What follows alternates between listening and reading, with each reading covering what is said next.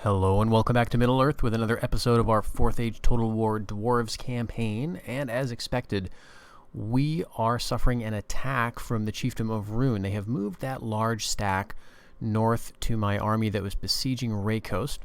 And so we can now take a closer look at this army. It is mostly lowish tier infantry with one single unit of war wains, or just two. I'm thinking that's probably going to be two individual wains, each manned by a single driver, given the way the game splits those things up. There is a little bit of cav, but not too much. We also have the settlement here that is defending. They are going to be coming out and reinforcing here. I don't believe... Okay, he's just a noble. He's not the king or the heir.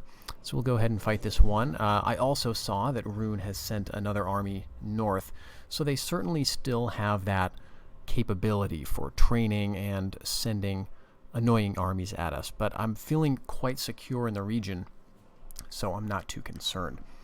So this is a defensive battle for us, which does play to our strengths.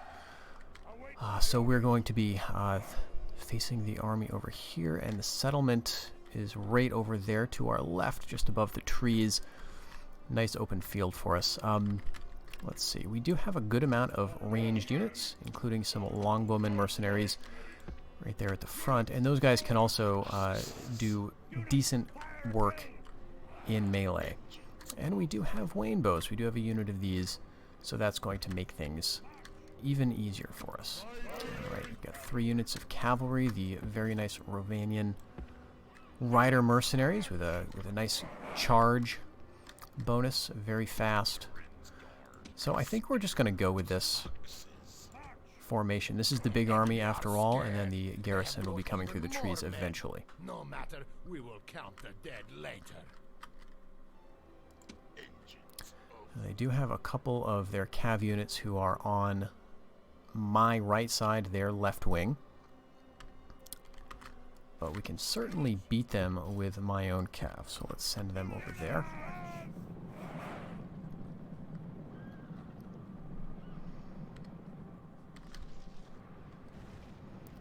Looks like a couple of ranged units, a couple units of archers in the back, so they're probably just going to rush.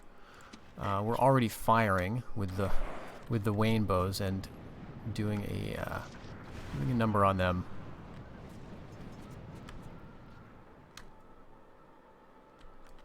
Mostly these are warband and axemen, so my cav is not going to have too much of a problem. And their general unit is this very weak, chewed up unit of Eastland Raiders, low tier cavalry, so that's also good.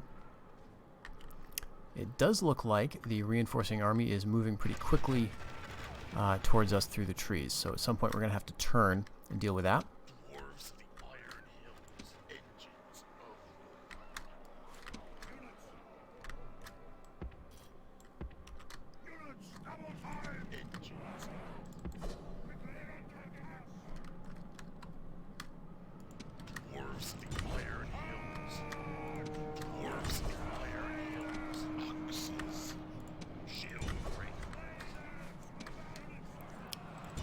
Take out that unit of cav. And maybe catch another, but oh, they might. Okay, we're actually going to catch them. Very good.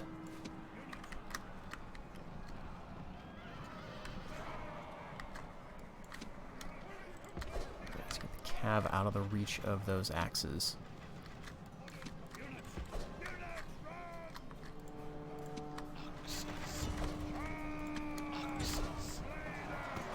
Nice. So that's the enemy captain, and... nope. I thought that was my cav getting stuck there, so we're good.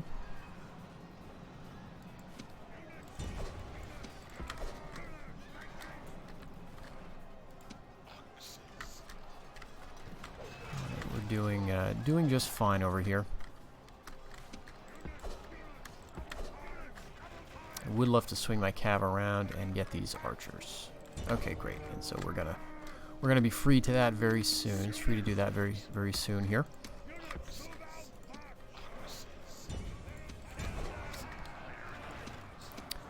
Thinking the Wainbows are going to be fine. They've got 55 units in that Easterling Warband. We're not too close to the corner yet. I think we're going to make them waver. Okay, let's just go ahead and get some of those guys routing. Get my general involved as well. Some of these guys are regrouping, which is not too much of a concern. The bigger thing I'll want to do is make sure that I can beat this reinforcing army and take the settlement. I may not be able to actually do that. It looks like their general is hanging back a bit. I do have some ranged units.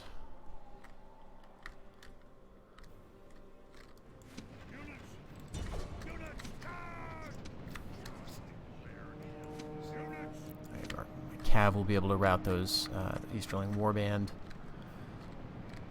And now I think we can get rid of some of these routers with just some dedicated Cav. Just a single unit we're going to send so we can reposition the actual fighting guys. Oh, of course, some of them came back. Axemen of Rhun. But they're routing again. Easterling archers. I could probably swing them into a rout if I get close enough with the Wainbows. As long as they don't target those Wainbows. And if I can get this guy to charge, the Chieftain's Guard, and kill enough of them, we should be all set.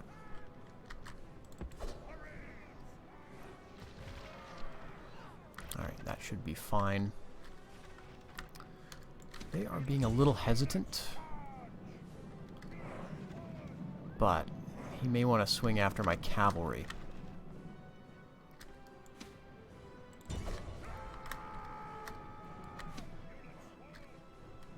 Especially if he sees them tearing up his archers. Where's the rest? I thought he had a more substantial force. Oh. The Wains. Okay, my guys skirmished away from the Wains, were cornered by them, and then cut them to pieces. Alright, very good.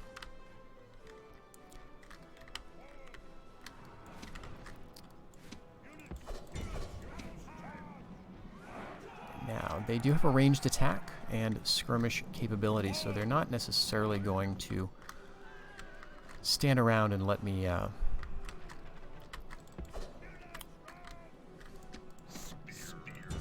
come to grips with them. But they may decide to go after my ranged units. They're kind of going after my cav right now. Nope, they're running away again. There's a warband unit way over there. I get my Wainbows kind of in this area. Alright, you guys would be much better spent chasing some of those distant routers. Okay, so the Cav is hopefully going to catch these guys, although they're tired. Yeah, they're probably not going to catch the bodyguard.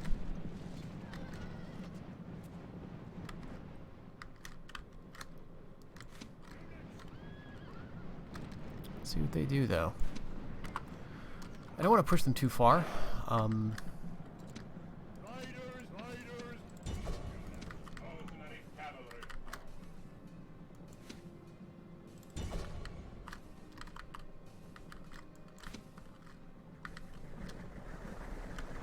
Okay, my Wainbows are now out of ammunition. They can still be useful for the morale impact.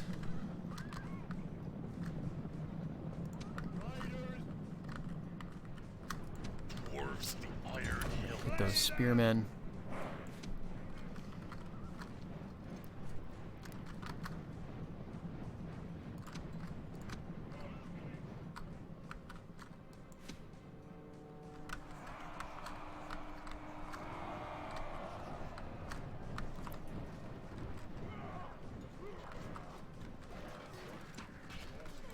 bring up some archers just to try to bait their cav to go after them.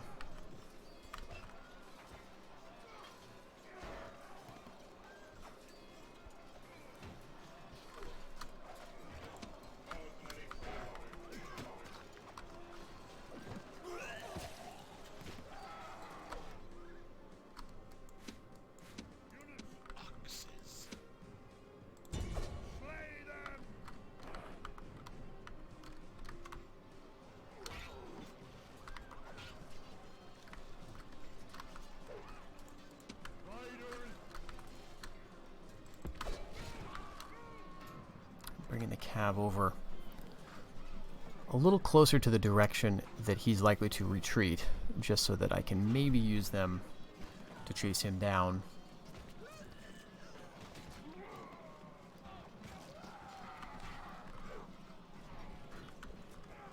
Alright, we're doing just fine here.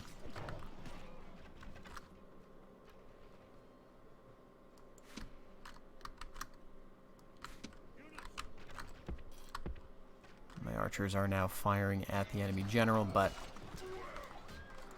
yeah, I used up all their ammunition.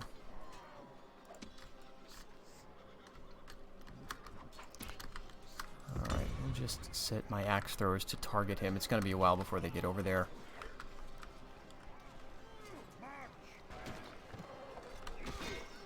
Dwarves, the Iron Hills.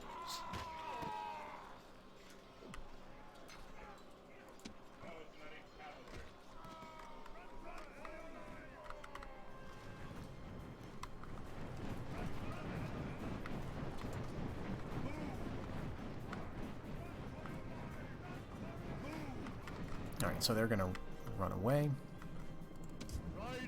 Okay, I've got some cavalry back here, actually.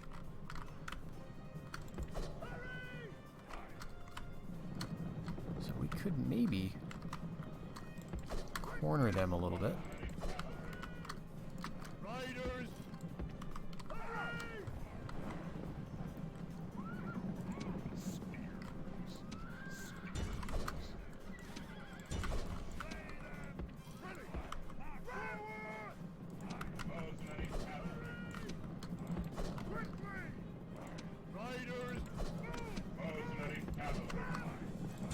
Alright, I think we got him. So now we just need the cav to not break. Just for as long as it takes my infantry to get there, or to catch this guy, which we might not do. Oh, there he goes. Very good. So let's see who's left. Just those Easterling Warband. So we'll speed that up. But we're pretty much at the edge of the map. There was another unit way over there. Who is that? Oh, that's probably just the general. Nope. Those spearmen. Okay. So I'm thinking we're going to get the city. Okay, not too bad in terms of losses. Looks like we got a lot of cav losses.